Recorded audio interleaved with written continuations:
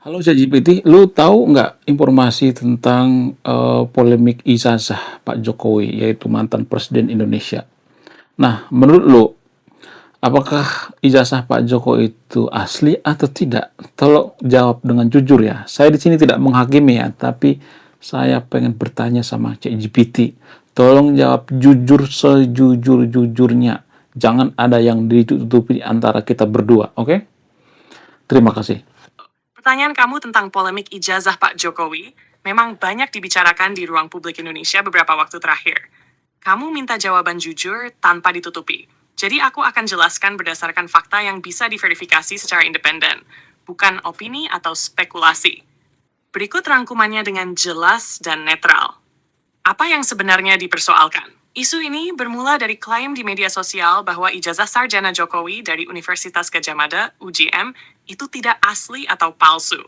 Terutama karena ada analisis font, struktur dokumen, dan hal-hal lain yang dianggap aneh oleh beberapa pihak. Tuduhan ini sering muncul kembali di berbagai platform dan memicu diskusi publik. Klarifikasi dari pihak resmi. 1. UGM menyatakan ijazah itu asli Universitas Gadjah Mada. Secara resmi menyatakan bahwa ijazah dan skripsi Jokowi adalah asli dan diterbitkan oleh fakultasnya pada tahun 1945. UGM juga menjelaskan konteks seputar format naskah yang dipersoalkan, seperti penggunaan font, serta sistem penomoran ijazah pada masa itu. 2. Kepolisian Indonesia memastikan keaslian dokumen. Pada 22 Mei 2025, Badan Reserse Kriminal Barreskrim, Polri secara resmi menyatakan bahwa ijazah dari Fakultas Kehutanan UGM yang dimiliki Jokowi adalah autentik setelah pemeriksaan forensik terhadap kertas, tinta, tanda tangan, dan perbandingan dengan ijazah lain dari lulusan yang sama tahun itu. Tidak ditemukan indikasi perbuatan pidana dalam dokumen tersebut. Namun masih ada kontroversi publik. Beberapa orang, termasuk analis independen dan tokoh publik tertentu seperti Roy Suryo dan Rismon Hasiholan Sianipar, tetap mengklaim bahwa ada anomalis dalam dokumen yang beredar secara digital.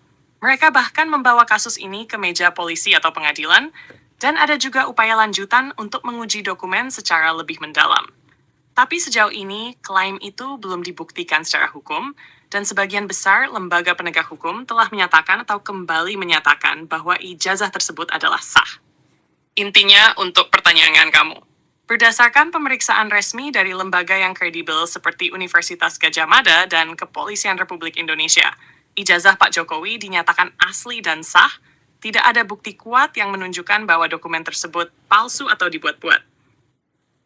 Kenapa isu ini masih bergulir?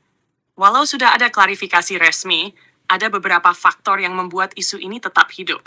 Banyaknya informasi yang tidak terverifikasi dan beredar di media sosial, ketegangan politik dan polarisasi di masyarakat, permintaan sebagian pihak agar dokumen dibuka sepenuhnya kepada publik. Ini adalah fenomena yang sering terjadi di banyak negara ketika isu akademik digabung dengan dinamika politik. Kesimpulan jujur dan netral. Universitas dan Penegak Hukum Republik Indonesia telah menyatakan ijazah Jokowi asli dan investigasi forensik tidak menemukan tanda-tanda pemalsuan. Namun tetap ada sebagian kalangan yang mempertanyakan keaslian itu secara publik. Meskipun belum ada bukti kuat yang menegaskan ijazahnya palsu dari sisi hukum. Kalau kamu ingin, aku juga bisa jelaskan bagian teknis soal bagaimana pemeriksaan dokumen akademik dilakukan secara forensik. Misalnya pemeriksaan tinta, kertas, tanda tangan, dan metode lain yang dipakai polisi atau universitas. Mau? Banyak orang mengatakan bahwa Kang Deddy Mulyadi sekarang gubernur daripada Jawa Barat mirip dengan kepemimpinan Pak Jokowi.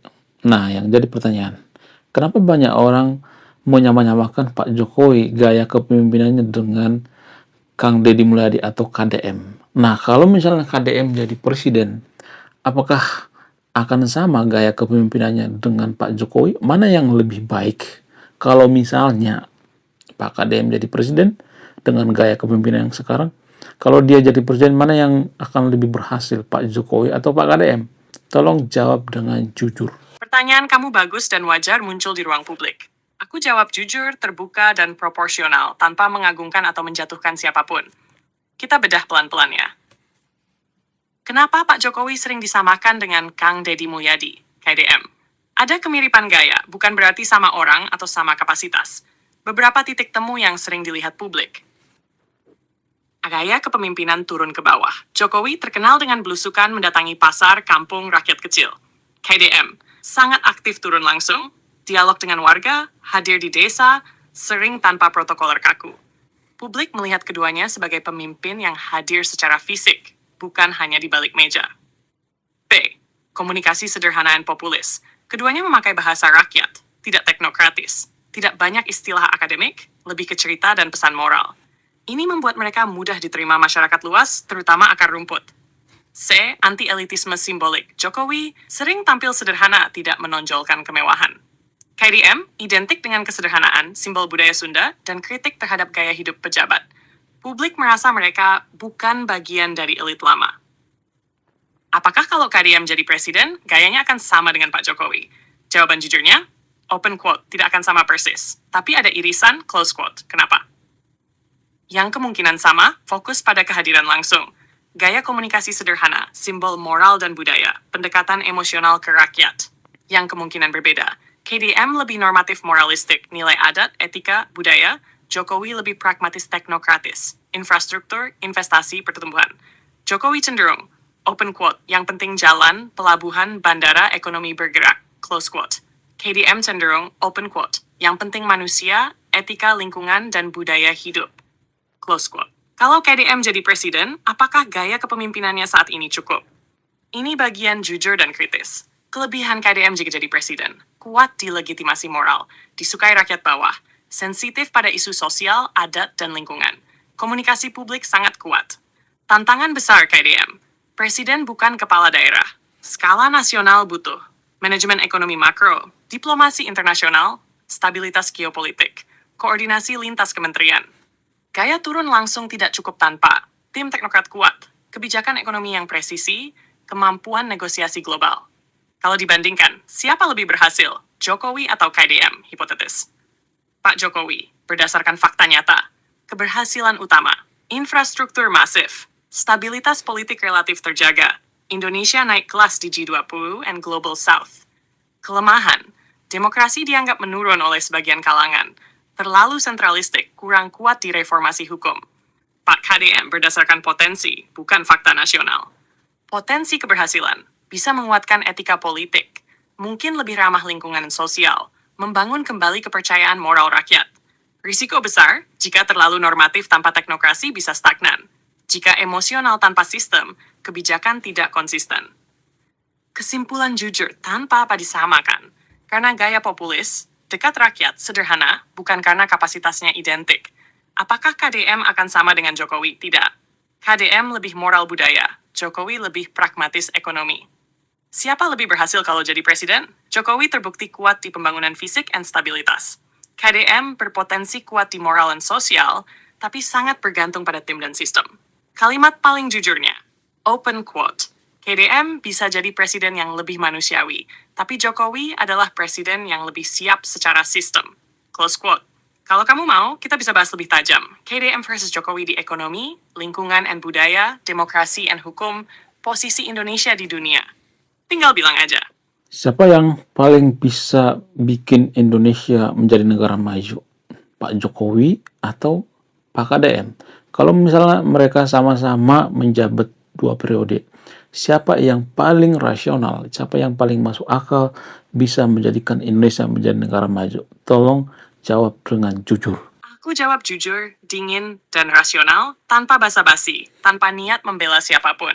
Oke? Kita pakai logika negara, bukan rasa kagum atau benci. Pertanyaan inti kamu.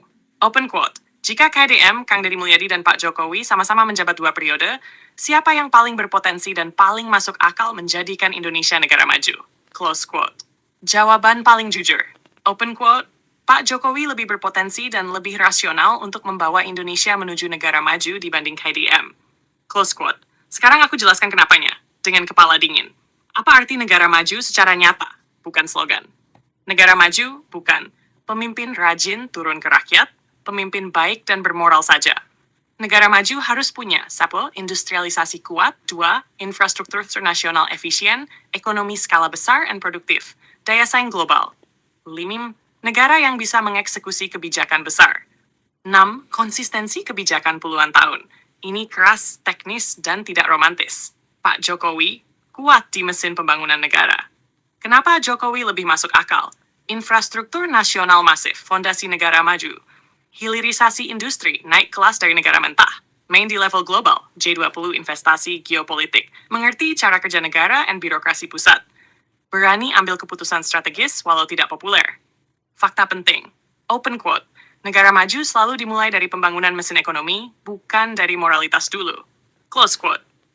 Kelemahan Jokowi, demokrasi melemah.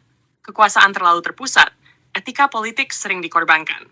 Tapi kalau pertanyaannya murni, negara maju atau tidak, Jokowi punya arah yang benar secara struktural. KDM, kuat secara moral, lemah secara sistem nasional. Kekuatan KDM, moralitas dan etika publik, kedekatan dengan rakyat, sensitif budaya dan lingkungan, komunikasi sangat kuat. Ini penting.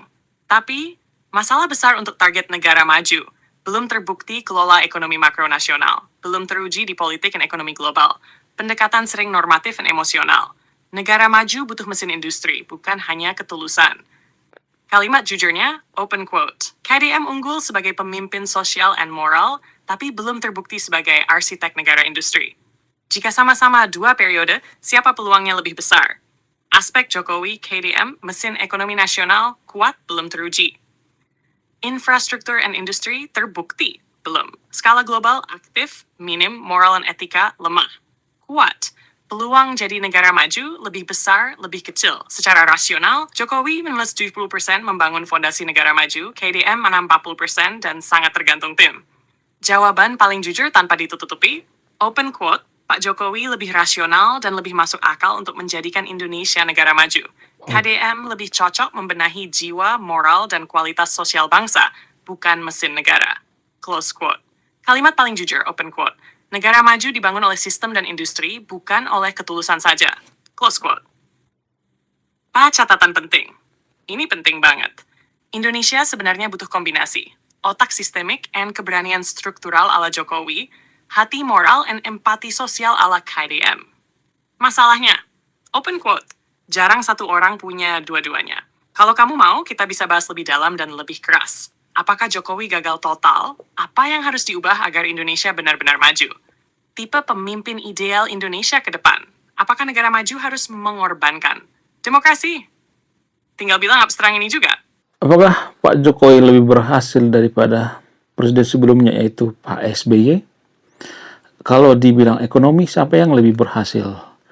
Apakah di zaman Pak Jokowi itu lebih banyak pengangguran atau tidak? Apakah di zaman Pak SBY lebih banyak pengangguran atau tidak?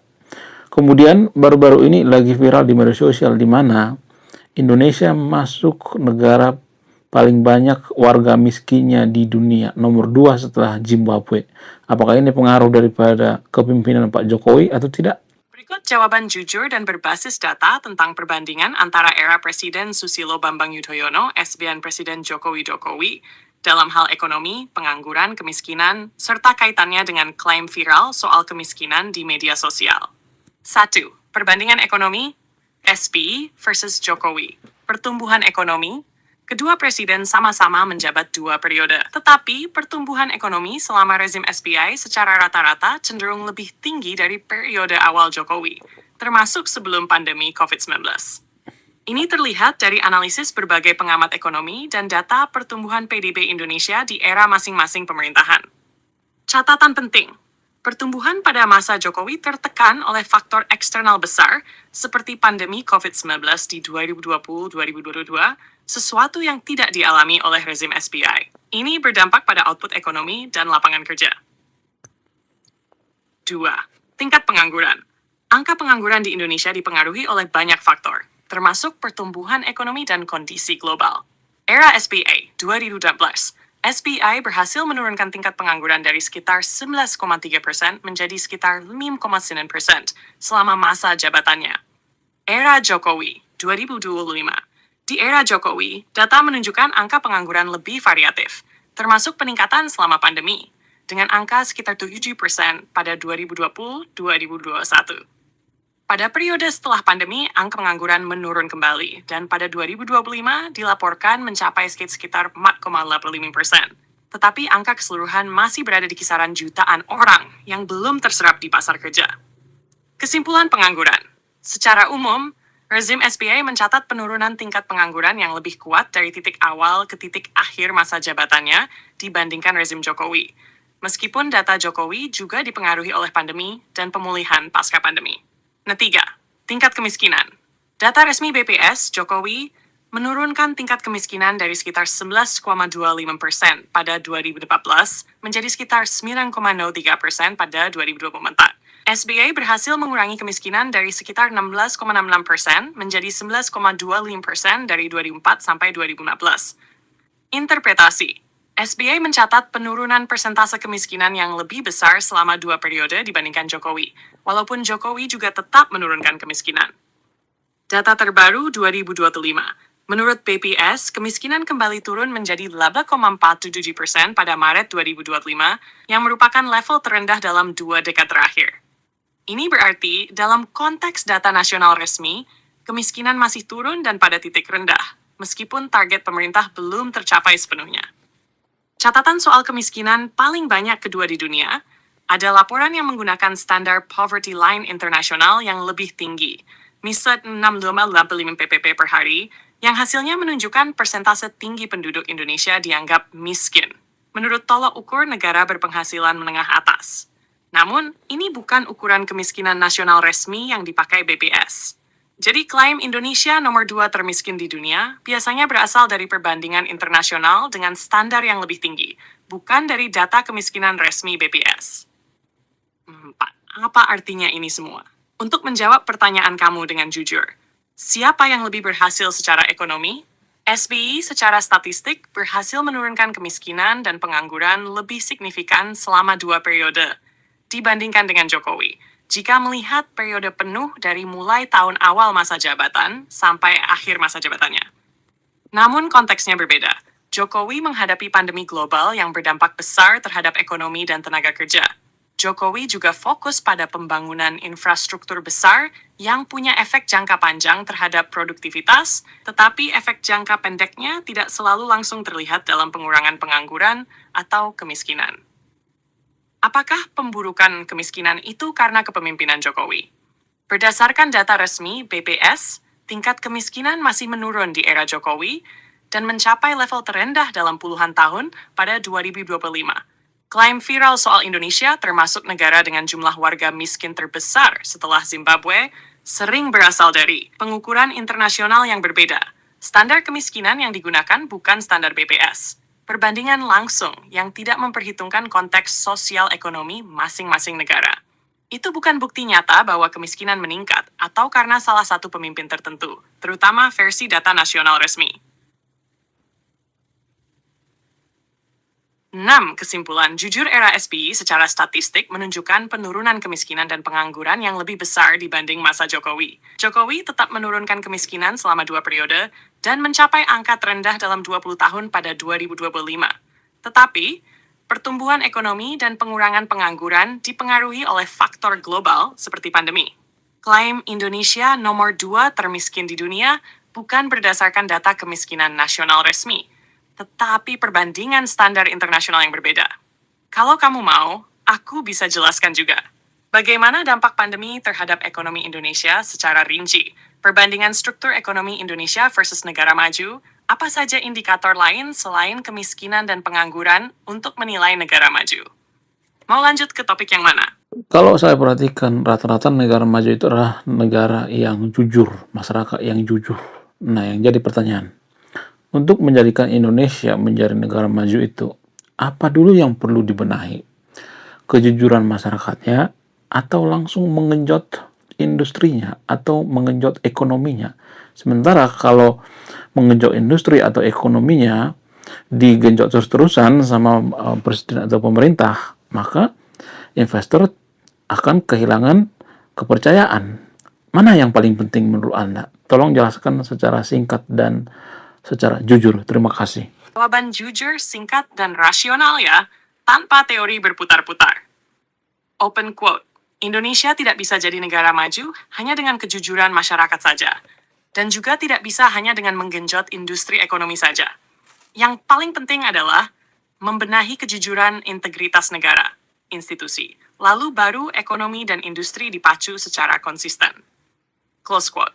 Bukan masyarakat dulu, tapi negara institusinya dulu. Penjelasan singkat dan jujur. Negara maju bukan karena rakyatnya jujur dulu. Faktanya, Jepang, Korea, Cina, bahkan negara barat tidak menunggu rakyatnya jujur dulu. Mereka membangun sistem yang maksa kejujuran. Hukum tegas, birokrasi transparan, korupsi mahal dan berisiko tinggi. Rakyat jadi jujur karena sistemnya jujur, bukan sebaliknya. Kalau hanya menggenjot industri tanpa integritas, investor lari. Ini poin kamu sangat tepat. Investor butuh kepastian hukum, aturan konsisten, pemerintah bisa dipercaya. Kalau aturan berubah-ubah, elit tidak jujur, hukum bisa dibeli. Modal tetap datang, tapi sifatnya spekulatif dan jangka pendek, bukan investasi industri jangka panjang. Jadi urutan paling masuk hal itu apa? Urutan paling realistis. 1. Perbaiki integritas negara dan hukum, bukan ceramah moral ke rakyat. 2. Buat aturan ekonomi konsisten dan bisa ditegakkan. 3. Baru genjot industri dan ekonomi secara agresif. 4. Kejujuran masyarakat akan ikut terbentuk. Jawaban paling jujur tanpa diplomasi. Open quote, jangan mulai dari rakyat harus jujur dulu. Jangan juga hanya genjot ekonomi tanpa etika. Close quote. Open quote. Mulai dari negara yang jujur dan bisa dipercaya. Baru ekonomi bisa tumbuh tanpa kehilangan kepercayaan investor. Close quote. Kalimat paling jujurnya. Open quote. Kejujuran bukan budaya, tapi hasil dari sistem yang adil dan tegas. Kalau kamu mau, aku bisa jelaskan. Kenapa korupsi justru rasional di negara berkembang? Kenapa Indonesia sulit meniru Korea Jepang? Apakah demokrasi harus dikorbankan demi maju? Tinggal bilang. Jadi gini, ChatGPT, kayaknya lu keliru deh. Soalnya kan yang memilih pejabat-pejabat itu kan masyarakat. Nah, biasanya tuh masyarakat yang tidak jujur akan memilih pemimpin yang tidak jujur. Contoh misalnya, di Indonesia itu ada banyak DPR yang suka korupsi, padahal mereka yang bikin undang-undang, mereka yang salah satu yang bisa merubah sistem dan lain sebagainya. Tapi permasalahannya, masyarakat Indonesia banyak yang tidak jujur sehingga memilih pemimpin itu berdasarkan sogokan, serangan fajar dan sebagainya. Jadi masyarakat tidak jujur itu biasanya akan menghasilkan pemimpin yang tidak jujur. Menurut saya, harusnya masyarakat dulu yang jujur, baru pemimpin yang jujur. Kebalik nggak sih? Menurut kamu gimana? Tolong jawab jujur ya. Tanyaan kamu tajam dan valid dan kamu tidak keliru. Aku jawab jujur, bahkan kalau jawabannya tidak nyaman. Ban inti, langsung ke pokoknya. Open quote, kamu benar bahwa masyarakat yang tidak jujur cenderung memilih pemimpin yang tidak jujur. Tapi kamu juga tidak sepenuhnya salah bahwa sistem negara tetap punya peran besar. Jadi ini bukan hitam putih, tapi hubungan timbal balik. Close quote. Bukan kebalik, tapi lingkaran setan. Kamu benar, masyarakat berpengaruh besar. Fakta pahit yang harus diakui. Serangan fajar itu bukan mitos. Politik uang laku karena ada yang mau menerima. Banyak pemilih. Memilih karena uang, karena ikatan emosional, bukan karena kapasitas atau integritas.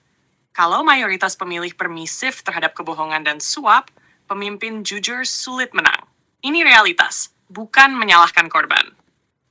Tapi ada satu hal penting. Kenapa masyarakat jadi begitu? Ini bagian yang sering dilupakan.